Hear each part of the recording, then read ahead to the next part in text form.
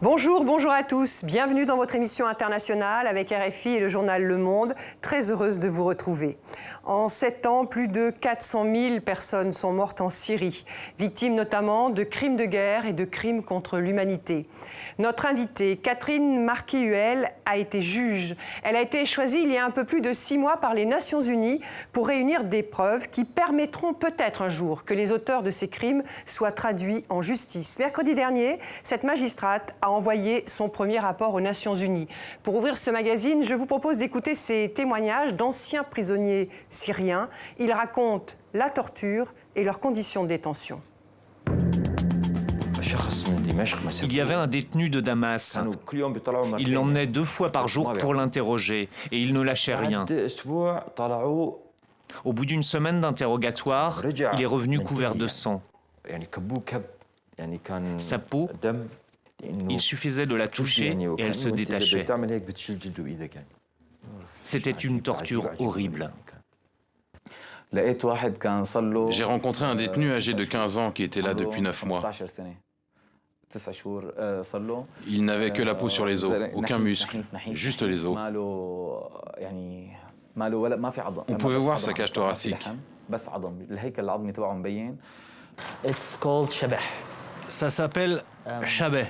Il vous lie les bras, les mains, et commence à vous soulever.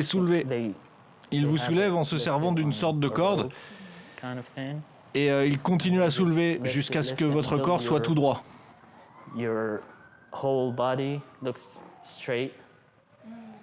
Vous êtes sur la pointe des pieds. Je me suis mis à tousser du sang, et mes poumons sont vraiment endommagés. Et je pissais du sang aussi. Bonjour Catherine Marquet-Huel, merci d'avoir accepté notre invitation et surtout de nous avoir réservé votre première interview après votre rapport communiqué il y a 4 jours aux Nations Unies. On vient d'entendre ces témoignages, des témoignages de cet ordre. Vous en recueillez tous les jours, des photos, des films. Comment garde-t-on sa neutralité, son impartialité quand on est juge ou qu'on a été juge et que l'on est confronté à de tels témoignages? Je pense que c'est pour nous vraiment l'indépendance et l'impartialité, ce sont vraiment les principes qui guident notre action. Oui, mais humainement? Humainement, c'est difficile. C'est quelque chose qui vous affecte. Et je pense qu'en être conscient, savoir que vos collaborateurs peuvent être soumis à des traumas secondaires. Je n'essaie pas ici de comparer ce que des victimes de crimes peuvent ressentir et ce qu'un professionnel qui travaille sur ces crimes ressent, mais il faut en être conscient, ce n'est pas neutre. Ce n'est pas neutre, mais votre neutralité est facile à conserver face à ces témoignages. Vous parlez d'impartialité, mais il n'y a pas un sentiment de révolte malgré tout quand vous entendez des choses ou vous vous retrouvez face à des documents extrêmement difficiles?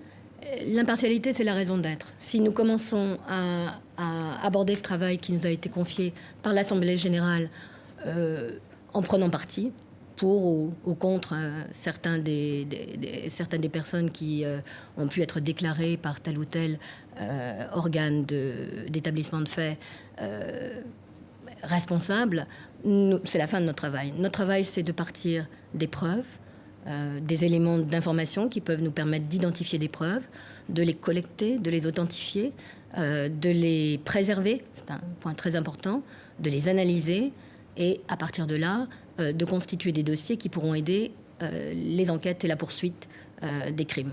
Alors on va revenir sur votre travail, mais avant de poursuivre cet entretien, un rappel avec Mévalo et Benoît Tricot de la mission que vous conduisez pour les Nations Unies.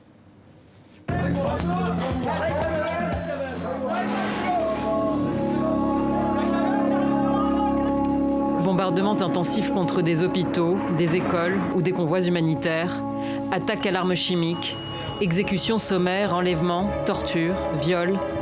En Syrie, la population civile est toujours en première ligne. Les crimes de guerre et les crimes contre l'humanité, impunis. C'est pour que ces atrocités ne tombent pas dans l'oubli que le patron de l'ONU vous a nommé à la tête du mécanisme international impartial et indépendant sur la Syrie. Je me sens à la fois fière et particulièrement humble d'avoir été choisie pour relever ce défi. Une tâche que vous savez difficile.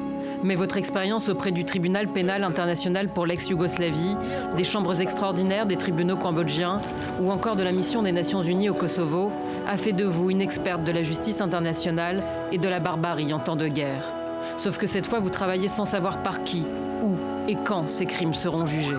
Votre mission est de rassembler, préserver, analyser les preuves et de préparer des dossiers en cas de poursuite ou de procès. Le conflit syrien était désigné comme le conflit le plus documenté dans le monde. Le volume et la variété des données électroniques potentiellement pertinentes recueillies par des particuliers, des ONG et d'autres entités sont sans précédent.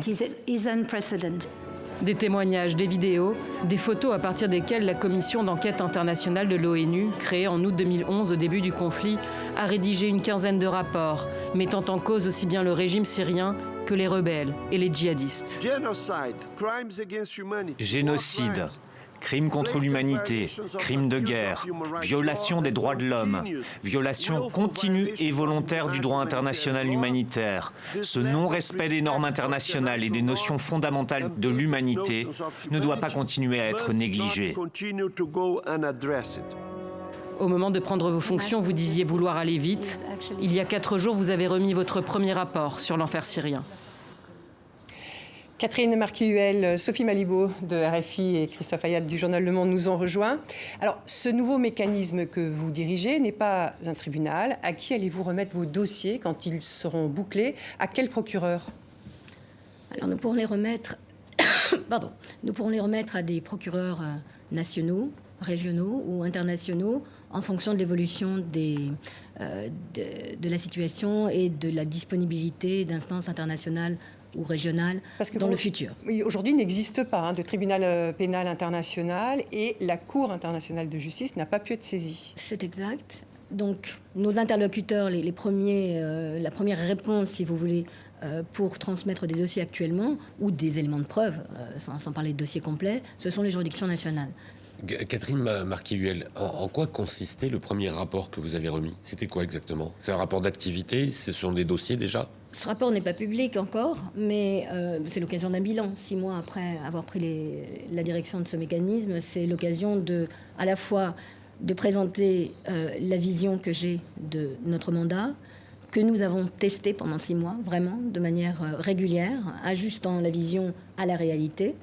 Tester comment? Bien, en prenant contact avec un certain nombre d'interlocuteurs qui sont des États, qui sont des procureurs nationaux, qui sont les communautés affectées par les crimes, les ONG syriennes et internationales, et bien d'autres encore, la commission d'enquête évidemment. Donc, nous testons cette vision et nous l'affinons en fonction de ce qui est possible de faire et de ce qui sera le plus utile en ce moment. Mais alors justement, il y a des justices nationales qui enquêtent déjà sur des dossiers. Il y a eu même des procès et des condamnations en Suède, en Autriche notamment. Est-ce que il n'y a pas un risque où vous marchiez sur les pieds, c'est-à-dire que vous enquêtiez sur des dossiers sur lesquels enquêtent déjà des justices nationales, ou est-ce que vous coordonnez? Mais justement, la coordination, c'est vraiment le point de départ. Et quand je parle de tester la vision, il fallait évidemment, même si j'avais cette idée avec mes collaborateurs, que nous avions un rôle à jouer déterminant d'articulation avec les juridictions nationales, il fallait évidemment vérifier si elles étaient prêtes à le faire. Et je dois dire que les unités de crimes de guerre avec lesquelles nous avons très précisément engagé cette collaboration depuis déjà plusieurs mois, elle nous donne un retour qui est positif. En fait, ces unités de crimes de guerre, ces procureurs, ces officiers de police judiciaire, ils travaillent avec des ressources souvent limitées. Ils ne peuvent pas se focaliser exclusivement sur la situation syrienne. Ils n'ont pas toujours l'assistance en termes de linguistique ou d'analyse qui serait nécessaire pour des faits de grande envergure et des crimes de masse ou des crimes tels que ceux que vous avez décrits. Ce sont les crimes internationaux dont nous avons vocation à nous saisir. Et donc, évidemment, c'est très encourageant de savoir que ces juridictions-là, ces procureurs, ces officiers de police judiciaire, ils souhaitent travailler avec nous. Et notre rôle, pour éviter ce que vous décriviez, ce qui est un vrai risque, c'est justement de bien comprendre ce dont ils ont besoin, et alors que nous collectons les éléments de preuve ou l'information qui peut nous permettre de nous mettre sur la piste de preuve, de faire cette collection, non seulement avec un œil sur les dossiers que nous allons montée de toutes pièces à partir de cette collection et de l'analyse des preuves, mais aussi venant en soutien de ce que les juridictions nationales font. Il y a deux vraiment limites à cette coopération avec les juridictions nationales. Nous parlons de juridictions qui respectent les droits de l'homme et notamment le droit au procès équitable et qui n'appliqueront pas la peine de mort. C'est vraiment Sophie. Oui, Catherine Marquivel, vous avez déjà une longue expérience dans le domaine de la justice internationale. Je voudrais savoir quelle est votre vision sur ce qui s'est fait, que ce soit dans l'ex-Yougoslavie, au Rwanda, au Cambodge. Selon vous, quel a été le type de juridiction qui a le mieux rempli son rôle ? Moi, vraiment, je vois les juridictions internationales comme travaillant en complémentarité de toute manière avec d'autres juridictions. Aucune juridiction la mieux équipée possible n'a la faculté de traiter tous les crimes qui, dans la situation syrienne particulièrement, mais également dans les situations que vous avez décrites avant. Donc, une juridiction comme les tribunaux ad hoc, ça a été vraiment la possibilité pour les juridictions internationales, la justice pénale internationale, de travailler et de faire une sorte servir de tremplin, si vous voulez, à des justices nationales qui ont pu ensuite prendre le relais. Les tribunaux ad hoc, ils ont référé des affaires en ex-Yougoslavie, au Rwanda, parfois à des juridictions nationales en Europe ou ailleurs. Et donc, effectivement, ce travail de collaboration-là, il n'est pas nouveau. Mais je pense que nous avons, avec le mandat du mécanisme, une sorte d'urgence et d'obligation de travailler encore plus dans ce secteur-là. Vous vous dites qu'il ne faut surtout pas arriver comme dans le cas cambodgien où Pol Pot est mort avant d'être jugé. Il faut éviter d'attendre 30 ans. C'est clair avant que la situation à l'époque ne permettait pas. Le Cambodge n'aurait pas demandé à l'ONU, ce qui a été finalement ce qui a été le cas, de demander à l'ONU de l'assister à créer des juridictions en droit interne, mais avec la présence de juges internationaux et de procureurs internationaux. Il faut éviter ça absolument. Mais vous savez, le travail préparatoire que nous sommes mandatés pour effectuer, c'est un travail complexe, de longue haleine. C'est pas un travail colossal qui nous fait peur parce qu'on sait le faire. Mais c'est un travail qui demande énormément de rigueur, justement pour éviter cette suspicion de manque d'indépendance ou d'impartialité. Il faut des méthodes de travail rigoureuses. La sélection de dossiers, ça va nous obliger à effectuer des choix. On ne peut pas, on n'aura pas nous-mêmes la capacité, avec une soixantaine de personnes, quand nous aurons toute notre équipe en place. Vous êtes une quinzaine pour l'instant. Nous sommes une quinzaine actuellement. Alors, revenons au cas de la Syrie. On comprend bien que, parce qu'il n'y a pas pour l'instant de justice internationale qui peut passer, il n'y a pas de tribunal pénal international, que ce sont donc les tribunaux nationaux qui peuvent se prononcer. C'est ce qu'on appelle la compétence universelle. Pas seulement. Certains tribunaux peuvent exercer la compétence universelle. D'autres font des enquêtes en exigeant, conformément à leur droit interne, des liens de rattachement. Ça peut être une victime qui est sur le territoire national, de la nationalité de l'État. Ça peut être un suspect qui se trouve sur le territoire au moment où on engage les enquêtes. Mais alors, est-ce que cette compétence universelle peut permettre, par exemple, de mettre en accusation un dirigeant, comme par exemple le président syrien, Bachar el-Assad? Et est-ce qu'un tribunal national peut juger un dirigeant comme cela? La compétence universelle, elle ne s'applique pas elle ne distingue pas entre les auteurs les personnes qui sont suspectées. Donc, sur le principe, c'est possible. C'est possible. Maintenant, je crois qu'il faut bien entendre. Vous avez évoqué des crimes attribués par certaines commissions et par la presse et par les ONG, au régime. Vous savez très bien que la commission, elle a aussi, je parle là de la commission d'enquête pour la Syrie de l'ONU, mais bien d'autres, ils ont aussi dénoncé des crimes de toutes les parties au conflit. Bien sûr. Beaucoup de parties au conflit. Donc il faudrait éviter de penser que notre mécanisme va être polarisé sur certains crimes en fonction des affiliations des personnes éventuellement suspectées pour ces crimes. C'est très important aussi en termes d'impartialité. Mais justement, on parlait de compétences universelles. Jusqu'à présent, à part l'affaire Hissène Habré, on a quand même l'impression que dès qu'on touche à un niveau de haut responsable, chef d'État, je pense à Pinochet, je pense à Ariel Sharon, etc., on est plus dans une forme de déclamatoire qui s'écroule juridiquement, puisque ces tentatives de coincer, ou de juger Pinochet ou Ariel Sharon n'ont mené à rien. Le seul dirigeant, et même ex-dirigeant plutôt, qui a été jugé, c'est au nom de la compétence universelle, c'est Hissène Habré, non ? Oui, mais les tribunaux, c'est pour ça que les tribunaux internationaux sont aussi importants dans ce panorama des possibles. D'une part parce que, en fonction des crimes dont on parle, le volume peut être aussi particulièrement difficile à gérer pour des juridictions nationales, et puis aussi parce que je pense que c'est un peu l'ordre des choses quelque part. C'est un enjeu politique, vous voulez dire ? Pas seulement un enjeu politique. L'enjeu politique, il s'applique aussi c'est aussi ce que l'affaire soit renvoyée à la Cour pénale internationale. Mais ce que je veux dire, c'est que dans le champ des possibles, à l'avenir et actuellement, ce qu'il faut, c'est vraiment une articulation. Ça paraît peut-être plus logique que certains faits, éventuellement, soient renvoyés devant une juridiction internationale plutôt qu'une juridiction nationale. Mais si... Donc vous souhaitez la création d'un tribunal pénal international, clairement. Moi, je souhaite que la justice soit rendue. Et je pense que... mais elle sera mieux rendue devant un tribunal pénal international. Je ne dis pas qu'elle sera mieux rendue. Au niveau, c'est-à-dire pour les dirigeants. Je ne dis pas qu'elle sera mieux rendue, je dis qu'il faudra une articulation de toutes ces possibilités-là. Une cour régionale, ce n'est pas non plus une mauvaise idée en fonction de l'évolution de la situation. Est-ce que vous excluez d'emblée une procédure qui s'attaquerait uniquement à traiter les crimes de l'État islamique, par exemple de l'organisation de l'État islamique ? Est-ce que c'est totalement exclu ? Est-ce que forcément la procédure prendra en compte les diverses parties en conflit ? En tout cas, dans notre sélection de dossiers, comme je disais, qui oblige à faire des choix, il est clair que nous voulons donner une représentation équitable, raisonnable, de la totalité des grands types de crimes sur lesquels nous allons enquêter. Je pense que ce serait vraiment ne pas montrer notre indépendance que de nous focaliser uniquement sur certains de ces crimes. Donc, nous n'avons pas de limite dans le mandat à ce sujet-là, et c'est bien comme ça que nous entendons l'exercer.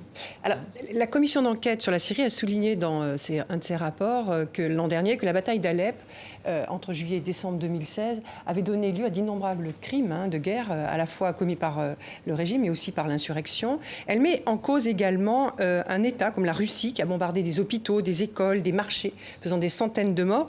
Peut-on imaginer que ce pays se retrouve un jour sur le banc des accusés Écoutez, ça ne serait pas approprié pour moi de faire des déclarations comme ça. Je vais vous expliquer pourquoi. Notre rôle, c'est véritablement de ne pas faire nôtre les conclusions d'autres commissions. Il y a une raison très simple à ça.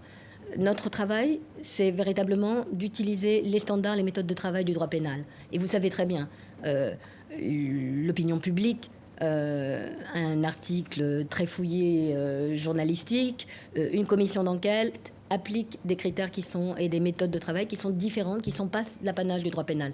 Nous devons, c'est notre raison d'être, appliquer ces standards. Donc, quand nous adopterons nos conclusions, à la suite de ce travail de collection et d'analyse, là, nous serons en mesure de répondre à votre question. Donc, Catherine Marquiuel, est-ce que, par exemple, les crimes de guerre entrent dans votre champ de compétences ? C'est-à-dire ceux commis par une armée dans le cadre des conventions de Genève, Oui, etc. Ce qu'on appelle les crimes internationaux, en général, comme ça a été dit dans le reportage, il y a 3 grandes catégories de crimes internationaux qui, en fonction de la situation de savoir s'il y a un ou plusieurs conflits, la nature de ces conflits entraîne l'application d'une partie de ce droit, donc les crimes de guerre. Vous avez des crimes comme les crimes contre l'humanité qui ne requièrent pas l'existence d'un conflit, et le génocide non plus, qui requiert d'autres éléments. Donc ça, ce sont les grandes catégories de crimes. Les conduites qui peuvent être à l'origine et qui peuvent, en fonction des circonstances, être qualifiées dans l'une de ces catégories, ces conduites, elles sont extrêmement variées. Vous en avez rappelé certaines dans le témoignage, mais on peut aller bien au-delà. Vous avez des actes d'exécution extrajudiciaire, vous avez des situations d'esclavage sexuel ou non, vous avez des décapitations sur la scène publique. Donc là, on parle des conduites, je ne parle pas en droit. Et ces conduites, en fonction des circonstances, en fonction du niveau de preuve qui est recueilli, on peut les les poursuivre. Poursuivons cet entretien avec les violences sexuelles, notamment ces viols commis à grande échelle en Syrie. Beaucoup de témoignages sont parvenus. On écoute un extrait d'un documentaire diffusé le mois dernier, Le cri étouffé, de Manon Loiseau et Annick Cogent. Ils ont violé mon amie devant moi. Ils l'ont violée. Une autre amie qui était enceinte, ils l'ont tellement violée qu'elle a accouché. Elle était enceinte de 7 mois et demi. Elle a accouché sous mes yeux. Si on m'avait raconté une telle histoire, j'aurais dit non, c'est impossible. Mais je l'ai vu de mes propres yeux. Nous avons toutes été violées. Catherine Marquiel, les viols sont des crimes de guerre, des crimes contre l'humanité. Vous avez travaillé sur d'autres conflits, comme l'ex-Yougoslavie, où le viol était une arme d'épuration ethnique. En ce qui concerne la Syrie, ces crimes sexuels, vous apparaissent-ils dans les documents que vous recueillez d'une plus grande ampleur, si on peut faire une échelle dans l'horreur? Et souhaitez-vous, ou faut-il apporter une vigilance particulière à ces dossiers? C'est difficile de parler d'ampleur parce qu'en fait, c'est un domaine où obtenir des témoignages est complexe. Il y a un stigma qui s'attache souvent aux violences sexuelles qui fait que les victimes ne veulent pas toujours ou ne sont pas toujours en mesure de parler. Et là, le reportage est intéressant parce que... Vous l'avez vu, je crois. Oui, j'ai vu ce reportage. Je discutais avec des personnes qui font ce travail et qui étaient même étonnées que des personnes acceptent de témoigner à visage découvert de ce qu'elles ont vécu. Notre mandat nous demande de porter attention et de rendre la dimension des crimes sexuels. Je précise d'ailleurs que même s'il semble que beaucoup de femmes ont été victimes, il y a aussi des hommes et des enfants qui sont victimes de ces crimes. Donc, vous avez un mandat de regarder précisément. Oui. Et ça, c'est quelque chose qui est indispensable parce que la pratique, vous parliez de ma pratique antérieure, la pratique nous a montré que si vous n'intégrez pas dès le départ dans votre équipe des personnes qui ont ce bagage, qui ont ces compétences pour enquêter et également analyser ce type de crime, vous ne vous dotez pas des moyens pour le faire correctement. Donc, j'ai précisément... Pour ce qui concerne les enfants, est-ce que vous prenez des précautions particulières? Est-ce que vous avez un mode opératoire particulier pour que la parole des enfants victimes ne soit pas mise en doute comme elle l'est parfois, très souvent, et que finalement la victime ne se transforme pas en suspect? Nous avons effectivement la volonté de ne pas réinventer la poudre dans ce domaine-là. Il y a un certain nombre d'organisations, dont l'UNICEF, qui ont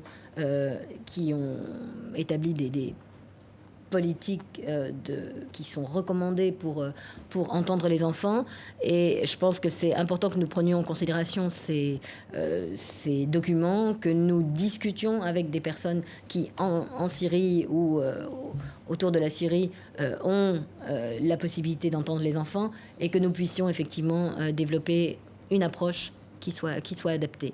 Je ne vous dirais pas que c'est fait complètement. Nous en sommes à la prise en considération de ce qui existe pour définir dans notre cadre ce qui est le plus adapté. Catherine Marquiel, justement, vous avez travaillé sur l'ex-Yougoslavie et sur la justice post-conflit.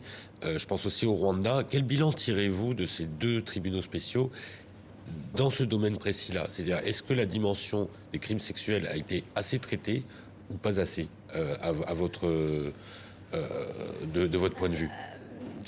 Je dirais que les résultats ne sont pas égaux. Il y a eu une évolution. C'est vrai qu'on a appris des leçons au travers des travaux de ces tribunaux. On est mieux équipé aujourd'hui parce qu'on sait que ça demande une démarche volontariste. Et c'est des règles de base, hein. Mais disons qu'elles n'ont peut-être pas toujours été appliquées de manière aussi large et aussi systématique qu'on l'aurait voulu.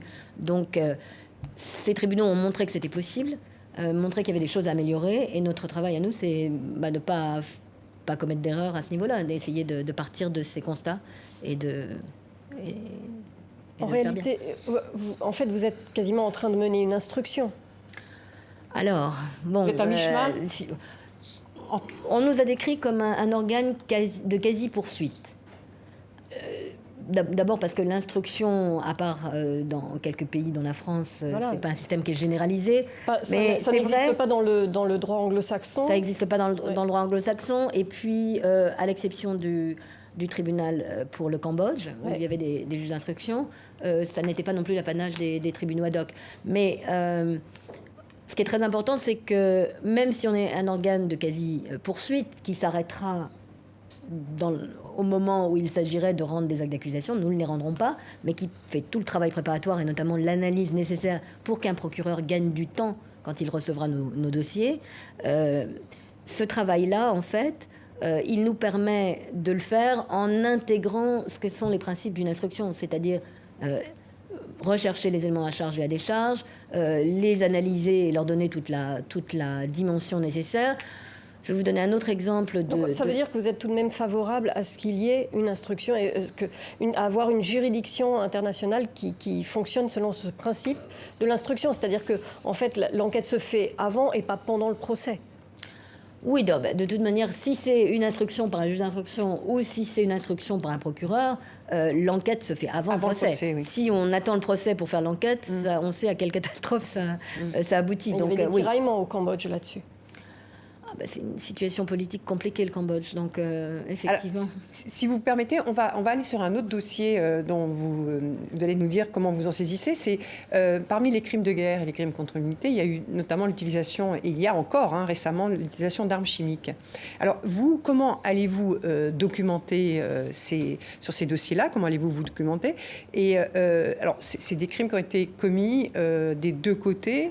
Il y a eu l'État syrien et il y a des suspicions aussi du côté du groupe islamique en ce qui concerne le gaz sarin. Alors jusqu'ici, vous avez deux organes, en fait, dont un conjoint avec les Nations Unies, qui ont d'une part enquêté sur l'existence de l'utilisation d'armes chimiques. Je pense là à la commission... C'est la commission internationale sur, le fact-finding panel, donc le fact-finding mission, donc la mission d'établissement de faits de l'Organisation pour la lutte contre la prolifération des armes chimiques, d'une part. Eux se sont fondés sur des éléments en appliquant, une fois encore, non pas des critères et des standards pénaux, mais les critères d'établissement de faits. Et vous avez ensuite un mécanisme conjoint entre les Nations Unies et cette organisation, le GIM, je ne connais plus l'acronyme français, qui, en fait, eux, leur mandat, c'était de regarder à qui pouvaient être attribués les crimes. Et effectivement, ils ont identifié Et vous, alors, vous prenez ce travail-là et vous allez établir les preuves pour pouvoir déposer ce dossier sur la table d'un procureur? Alors, le bureau d'un procureur? À ce stade-ci, ce que nous essayons de faire, c'est deux choses. D'une part, essayer d'obtenir accès à ce matériel. Vous n'y avez pas accès pour l'instant? Pour l'instant, non. Et c'est assez logique parce qu'une grande partie de ce matériel, il a été donné, on imagine, par des États avec des conditions de confidentialité qui entraînent beaucoup de restrictions. Mais nous sommes en discussion avec le secrétariat pour voir à quoi nous pourrions avoir, le secrétariat des Nations Unies, à quoi nous pourrions avoir accès.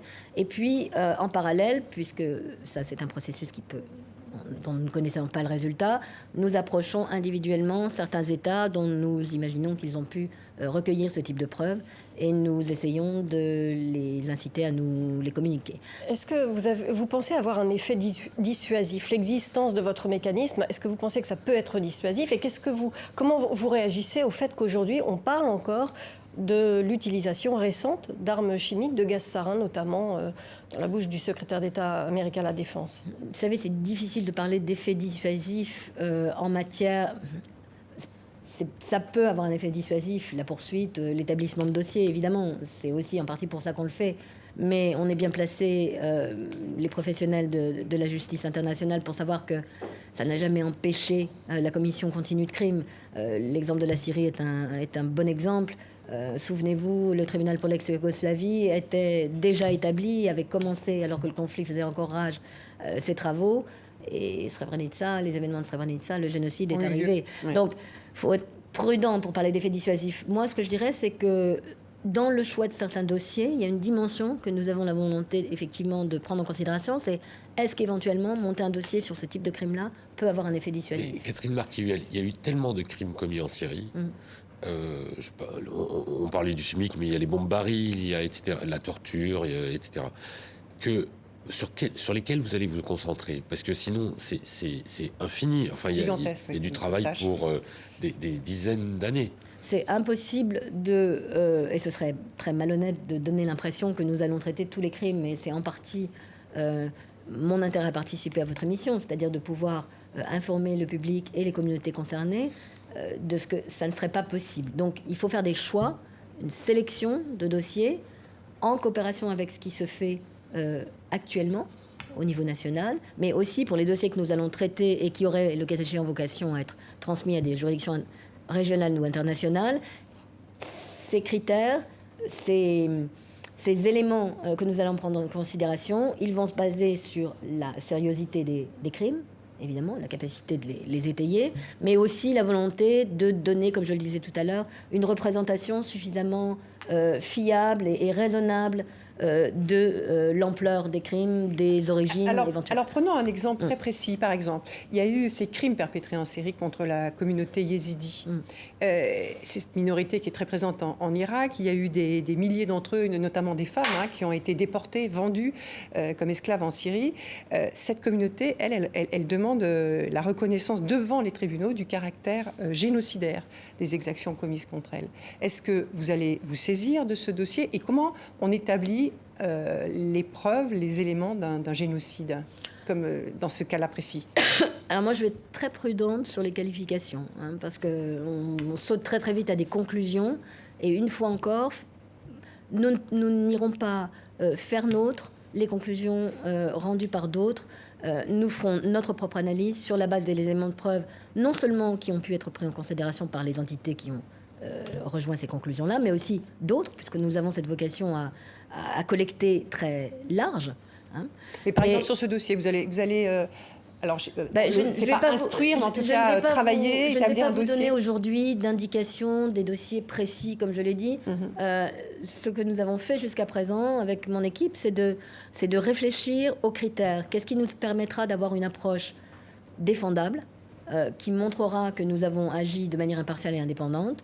Nous n'allons pas nous soucier de ce que nous pouvons imaginer, de ce que pourraient être les agendas des uns ou des autres. Nous allons faire un travail professionnel et basé sur les preuves. Catherine Marquis-Huel, est-ce que votre capacité finalement à prendre en compte un certain nombre de crimes ne dépend pas de vos ressources? Est-ce que vous n'êtes pas donc lié par ça à vos ressources financières?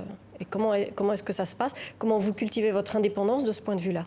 Alors, il y a eu un développement récent au mois d'octobre dernier en ce que l'Assemblée générale, qui avait initialement décidé que ce mécanisme serait financé par des contributions volontaires, a demandé au secrétaire général d'inclure les besoins financiers du mécanisme dans le budget pour l'année 2019. 2020, je me demande si je ne suis pas en train de dire une bêtise. Bon, enfin, le prochain budget. Le prochain budget. Non, 2020-2021. Et bon, ça ne veut pas dire que le budget sera adopté, mais en tout cas, il y a maintenant sur l'agenda cette volonté d'inclure le mécanisme. C'est très important là, pour la pérennité des enquêtes, pour la pérennité de notre travail, être en mesure de bénéficier d'un financement suffisant, c'est très important. Et il y a transparence sur qui sont vos donneurs, qui sont ceux qui contribuent. Oui, vous regardez notre site internet, vous verrez la liste des États qui contribuent. Christophe, une question. Catherine Marquis-Huel, je ne vais pas rentrer dans le détail des dossiers puisque vous ne voudrez pas me répondre, mais il va y avoir en France, dans pas très longtemps, toute une série de procès de djihadistes notamment, qui sont allés sur le terrain syrien.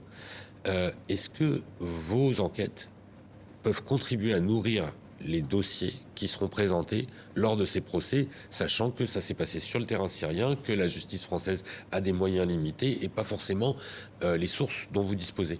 S'ils sont poursuivis pour les crimes que nous crimes de guerre, crimes contre l'humanité, oui, c'est possible. Vous pouvez. Mais sachant que ça peut arriver dans 1-2 ans. Mais c'est pour ça que c'est très important, ce travail de coordination et de discussion avec les unités qui se focalisent sur ces crimes. C'est pour ça que c'était une des priorités. L'autre priorité, c'était effectivement de l'engagement avec la commission d'enquête et avec la communauté, la société civile syrienne et internationale. Mais vraiment, les unités qui traitent de ce type de dossier, ça a été notre priorité. Pourquoi ? Parce que c'est la perspective d'un impact plus immédiat, si vous voulez, que ne serait pas, à court terme, la perspective de monter des dossiers de fond en comble. Ce travail-là, vous savez très bien, ça prend du temps. Est-ce que vous avez demandé aux autorités syriennes de pouvoir vous rendre en Syrie ? J'ai demandé à être reçue par les autorités syriennes avec... Effectivement, le but, ça serait de pouvoir, à un moment donné, aller en Syrie, mais aussi d'engager les discussions avec les autorités syriennes, parce qu'elles ont aussi des éléments de preuve qu'elles pourraient fournir. Jusqu'ici, je n'ai pas été couronnée de succès, c'est clair, mais je ne vais pas arrêter là. Ils vous répondent ou ils vous disent non ? Je n'ai pas eu de réponse pour l'instant. Est-ce que vous ne vous heurtez pas au problème aussi du déséquilibre sur le type d'informations dont on dispose, du fait que ce conflit a été extrêmement difficile à couvrir, qu'il y a un afflux de documents livrés par la propagande de l'État islamique qui se vante de ces crimes, alors qu'il y a une culture du secret du côté du régime de Bachar el-Assad. Comment est-ce que vous allez équilibrer les choses ? Je pense qu'il faut voir cette question-là à la fois dans la dimension de la question que vous posiez précédemment, c'est-à-dire la possibilité d'accéder au territoire. Actuellement, les moyens que nous avons d'accéder au territoire, à ce qui s'est passé sur le territoire, c'est des personnes qui en sont sorties, des personnes qui peuvent, le cas échéant, accepter d'utiliser les moyens de communication modernes pour fournir leur témoignage, pour donner leur récit à ce stade-ci. Il est clair que vous allez avoir un trop-plein d'informations. Quelque part, c'est le paradoxe. Mais moi, je fais une distinction. D'un côté, mais pas de l'autre. Il y a une assez bonne couverture d'une assez grande catégorie de crimes, d'après ce que je comprends. En revanche, il y aura effectivement des catégories de crimes pour lesquelles nous allons être en difficulté si nous ne pouvons pas avoir de communication. Oui, je pense. Oui. Puis la sécurité des témoins, vous savez, ça va être un problème majeur. Une personne peut avoir accepté de partager son récit avec une ONG ou avec un journaliste. C'est très différent. En général, parfois les noms, les personnes ont communiqué à visage découvert, c'est assez rare. Et quand le nom après dans le dossier d'instruction, c'est la volonté d'accepter de témoigner en justice. Et donc effectivement, pour des vous n'avez pas les moyens de protéger les... Alors nous n'aurons pas, ça c'est clair, les moyens nous-mêmes de protéger. Notre travail, c'est d'établir une coopération avec les États qui ont ce type de moyens. Dans les cas les plus graves, ça peut être de la relocalisation, ça peut être du changement d'identité, etc.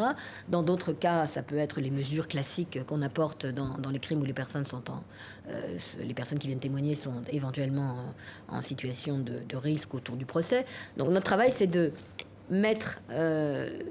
convaincre des États que même si nous n'allons pas rendre d'acte d'accusation, même si nous n'avons pas à avoir nous-mêmes des procès, il faut qu'ils coopèrent et qu'ils... Catherine Marquivel, une petite question assez technique, mais vous disiez vous-même devant l'Assemblée générale que c'était le conflit le plus documenté probablement au monde, à cause de toutes ces vidéos, notamment tournées par des Syriens.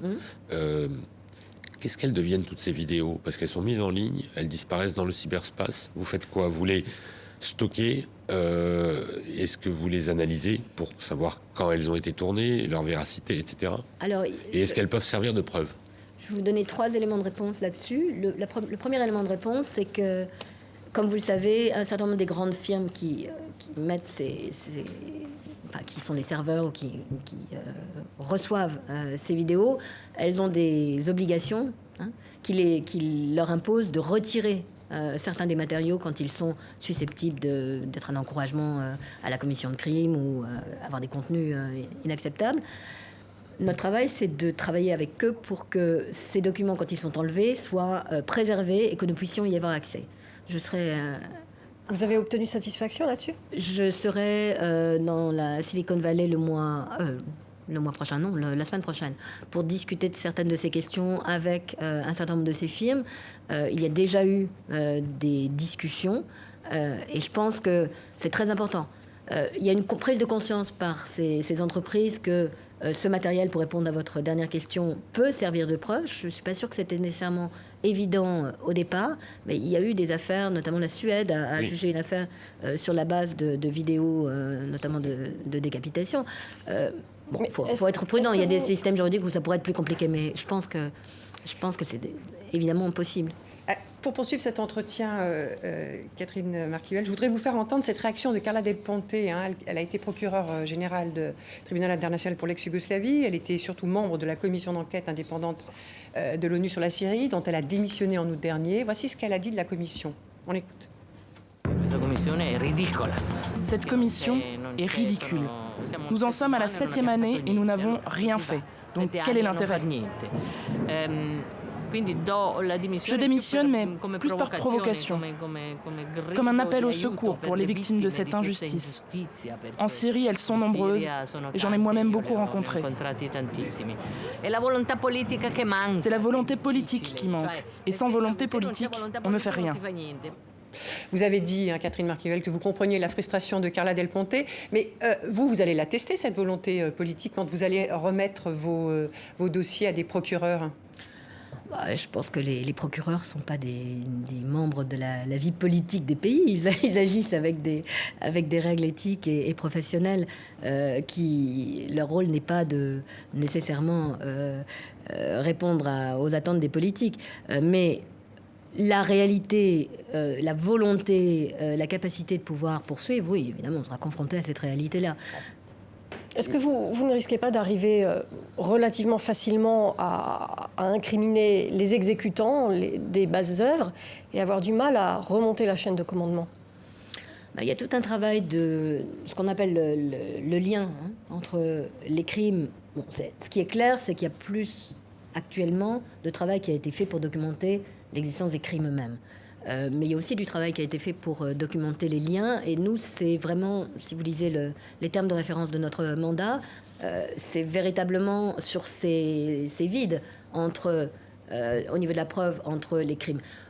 Il y a du matériel qui existe. Notre rôle, un peu comme avec votre question sur les vidéos, notre travail, c'est d'authentifier. Il y a des documents qui existent, les authentifier, les corroborer. Donc c'est tout ce travail de fourmi Il existe déjà une liste de noms qui, paraît-il, sont dans un coffre fort à Genève, qui ont été remis par la commission d'enquête. Est-ce que vous allez vous servir de ces listes? Est-ce que vous allez les instruire? Établir des dossiers, parce que pas les instruire, parce que vous n'êtes pas un juge, mais en tout cas établir des dossiers. La liste de noms, c'est pas une preuve. Nous, on recherche des preuves. Mais vous allez utiliser quand même ces listes? Vous allez demander à avoir accès à ces listes? Nous sommes en pourparlers avec la Commission pour avoir accès à tout ce qu'ils peuvent nous communiquer. Nous sommes très près maintenant de signer un accord. Je pense qu'on s'est mis d'accord sur les grandes lignes. Nous ne voulons d'ailleurs pas nécessairement immédiatement collecter tout ce qu'ils ont collecté eux-mêmes. Nous voulons pouvoir faire une collecte raisonnée qui ait du sens par rapport à notre stratégie de collection. Mais je ne sais pas, je ne connais pas la réponse à cette question-là. Je ne sais pas si cette liste serait communiquée. Comme je vous dis, c'est pas vraiment ça le plus important. C'est le matériel sur la base desquels la Commission a pu se fonder. Catherine Marquivel, je reviens à ce que disait Carla Del Ponte, c'est qu'il manque une volonté politique. Vous avez travaillé sur l'ex-Yougoslavie, vous êtes aujourd'hui sur la Syrie. Quelle évolution vous voyez? Est-ce que finalement la notion de droit international, la notion de justice internationale, est-ce qu'elle ne s'est pas affaiblie entre les pays africains qui contestent la CPI, la Russie, la Chine qui veulent réimposer un monde d'intérêts nationaux, les États-Unis qui se retirent du multilatéralisme? Et on a l'impression que ça se réduit à l'Europe aujourd'hui et encore. Ce sera la dernière question parce que nous arrivons à la terme. Vous avez 1 minute pour répondre. J'ai 1 minute pour répondre. Bon, je pense que l'histoire et les leçons qu'on a tirées de ces tribunaux, c'est que justement la volonté politique, si elle n'existe pas à un moment donné, elle peut exister plus tard.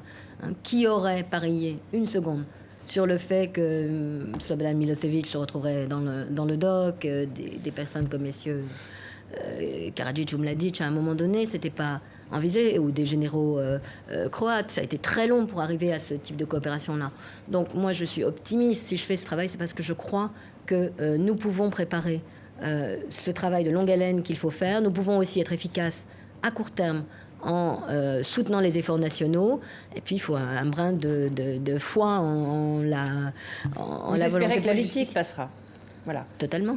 Écoutez, merci beaucoup Catherine Marquivel d'avoir accepté notre invitation et d'avoir répondu à nos questions. Merci Sophie, merci Christophe. Merci à vous tous pour votre fidélité. À la semaine prochaine.